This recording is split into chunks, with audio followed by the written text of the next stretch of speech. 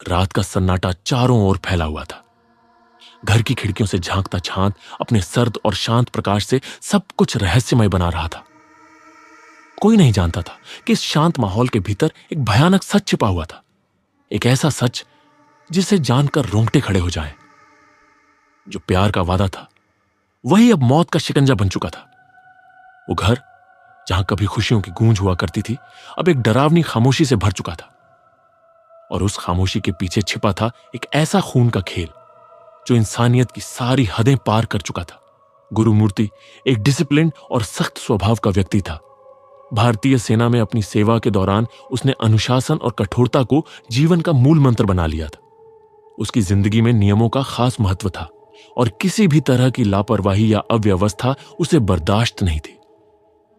सेना में उसकी बहादुरी और निष्ठा के किस्से सुनाए जाते थे, लेकिन उस बहादुरी के पीछे छिपा था एक ऐसा व्यक्ति जो अपने व्यक्तिगत जीवन में भावनाओं को सही ढंग से संभाल नहीं पाया। मधवी दूसरी ओर एक शिक्षित और स्वतंत्र सोच वाली महिला थी। वह एक मध्यम वर्गीय परिवार से थी। उसकी पहचान उसके स्वाभिमान और आत्मसम्मान से जुड़ी थी। जब उसकी शादी गुरुमूर्ति से हुई, वह इस रिश्ते में एक नया अध्याय शुरू करने की उम्मीद कर रही थी। उसे विश्वास था कि दोनों मिलकर एक खुशहाल जीवन का निर्माण करेंगे। शुरुआती दिनों में उनका रिश्ता सही दिशा में चलता रहा। गुरुमूर्ति का सख्त स्वभाव और मधवी का स्वतंत्र व्यक्तित्व कभी कभी टकराते थे, लेकिन उनकी आपसी समझ और प्यार इन टकरावों को संभाल लेता था।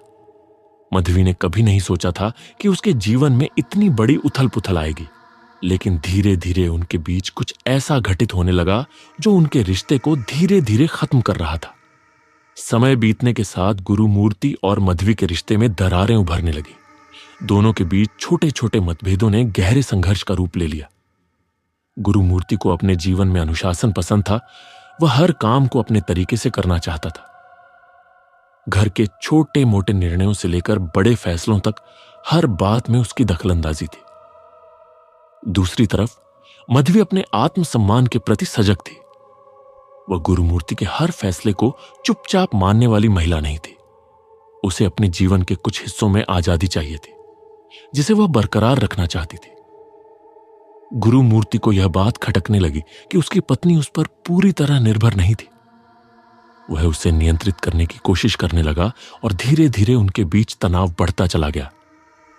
परिवार के बीच यह तनाव साफ दिखने लगा था। जब भी दोनों के बीच कोई बात होती, गुरुमूर्ति अपनी जिद पर अड़ा रहता और मधवी चुपचाप उसे सहन करने की कोशिश करती। लेकिन यह चुप्पी उनके रिश्ते के लिए और भी खतरनाक साबित होने वाली थी। गुरुमूर्ति की मानसिकता में सबसे बड़ा बदलाव तब आया जब उसे शक होने लगा कि मधवी उसके प्रति वफादार नहीं है। यह शक धीरे धीरे उसके दिलो दिमाग में घर कर गया।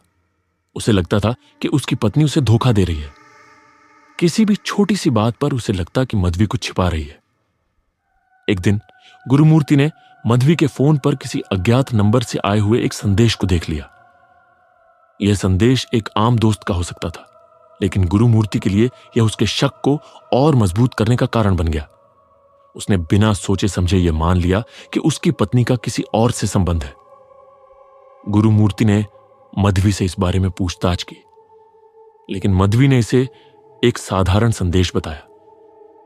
उसने गुरुमूर्ति को समझाने की कोशिश की कि वह गलत सोच रहा है, लेकिन गुरुमूर्ति के मन में जो शक का बीज था वो अब एक बड़े पेड़ का रूप ले चुका था। उसने बिना किसी ठोस सबूत के अपनी पत्नी पर शक करना शुरू कर दिया। शक की वजह से उनके बीच के रिश्ते में अविश्वास बढ़ता गया। गुरुमूर्ति अब हर छोटी छोटी बात पर मधवी से सवाल करने लगा। मधवी के दोस्तों से बात करना, उसके फोन पर आए कॉल्स या मैसेज, हर चीज गुरुमूर्ति के लिए शक का कारण बन गई। वह लगातार उसे टोकता रहता, हर वक्त उस पर नजर रखता। यह स्थिति मधवी के लिए असहनीय होती जा रही थी। वह गुरुमूर्ति की इस बेवजह की निगरानी और शक से तंग आ गई थी। उसका आत्मसम्मान उसे यह स्थिति बर्दाश्त नहीं करने दे रहा था, लेकिन उसने अपनी शादी को बचाने की कोशिश जारी रखी। गुरुमूर्ति का शक उसके व्यवहार में भी साफ झलकने लगा था। वह अब अपनी पत्नी के साथ सामान्य व्यवहार नहीं कर पा रहा था। जब भी वह घर से बाहर जाती, गुरुमूर्ति उसे सवालों के कटघरे में खड़ा कर देता। यह स्थिति दोनों के लिए बेहद तनावपूर्ण हो गई थी। गुरुमूर्ति का गुस्सा अब धीरे धीरे उसकी सोच और जीवन पर हावी होने लगा था। उसे लगता था कि उसकी पत्नी उसकी नजरों से दूर रहकर कुछ गलत कर रही है। यह सोच उसे अंदर से खा रही थी।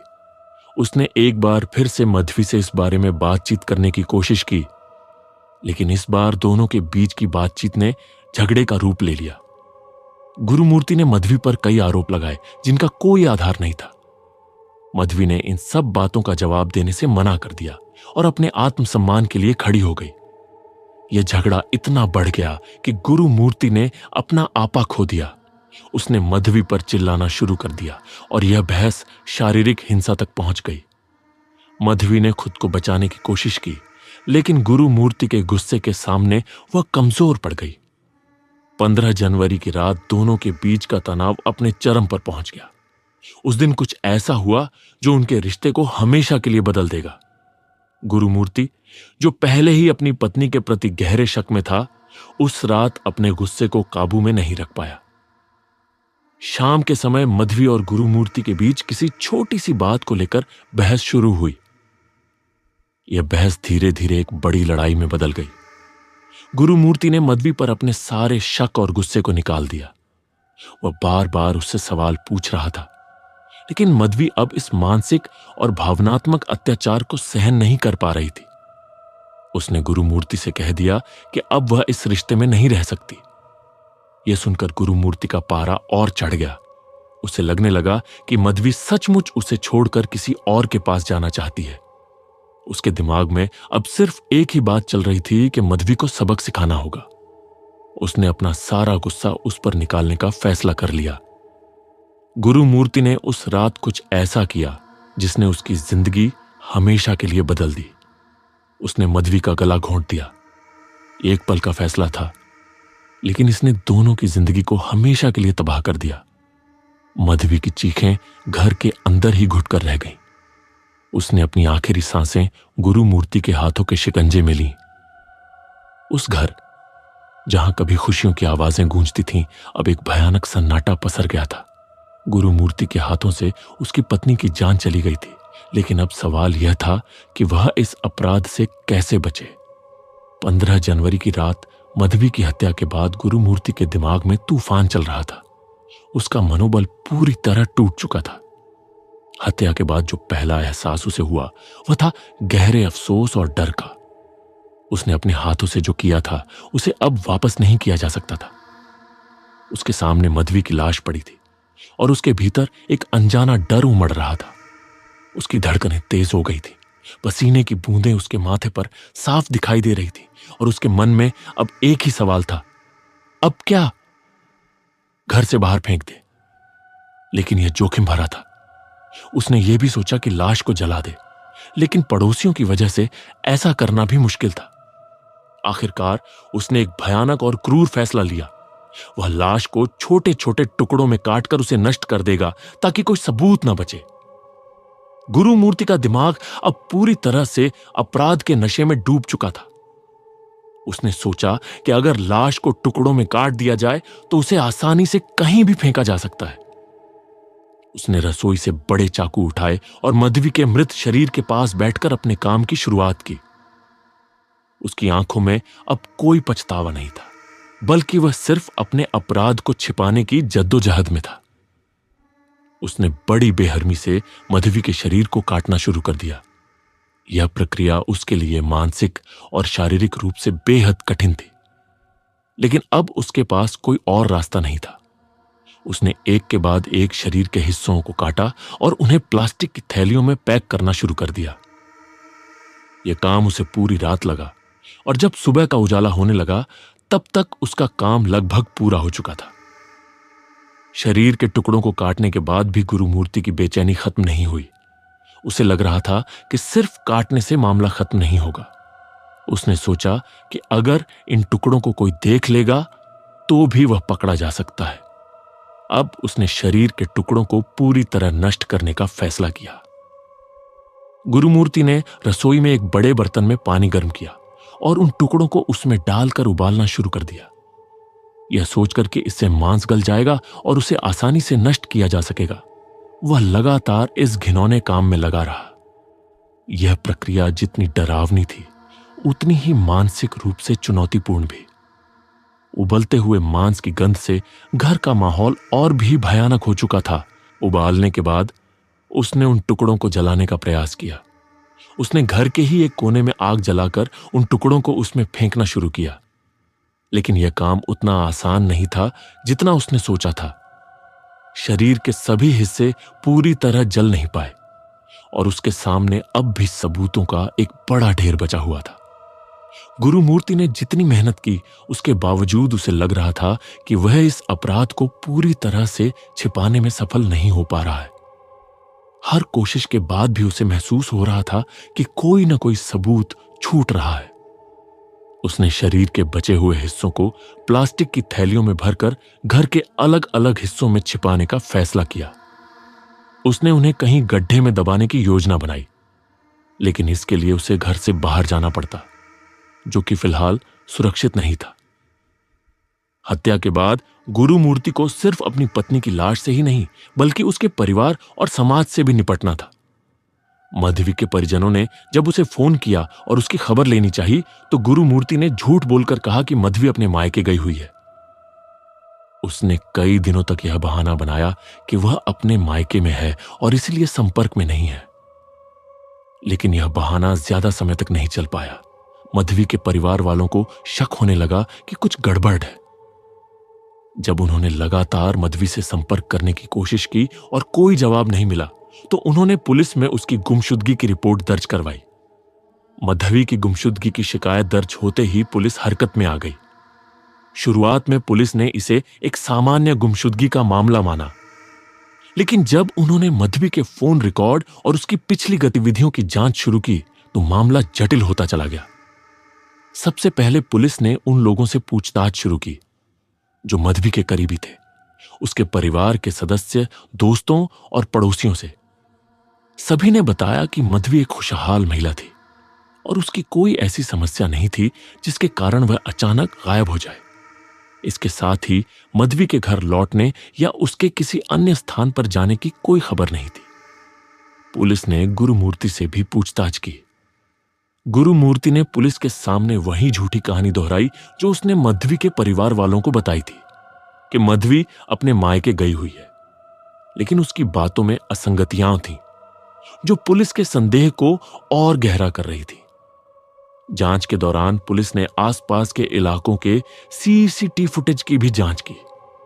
फुटेज में यह साफ दिख रहा था कि 15 जनवरी की रात मधवी अपने घर में दाखिल हुई थी, लेकिन उसके बाहर निकलने का कोई सबूत नहीं था। इसके अलावा गुरुमूर्ति के व्यवहार और उसकी बातों में आने वाली बदलती कहानियों ने पुलिस को और सतर्क कर दिया। सीसीटीवी फुटेज की इस महत्वपूर्ण जानकारी ने पुलिस का पूरा ध्यान गुरुमूर्ति पर केंद्रित कर दिया। अब उन्हें यकीन होने लगा था कि मधवी का गायब होना कोई साधारण मामला नहीं है और इसमें उसके पति का हाथ हो सकता है। सीसीटीवी सबूतों और गुरुमूर्ति के बदले हुए व्यवहार के आधार पर पुलिस ने उसे हिरासत में लेकर कड़ी पूछताछ शुरू की। गुरुमूर्ति ने पहले तो अपने झूठ को बचाने की पूरी कोशिश की, लेकिन पुलिस की सख्ती के आगे वह ज्यादा समय तक टिक नहीं पाया।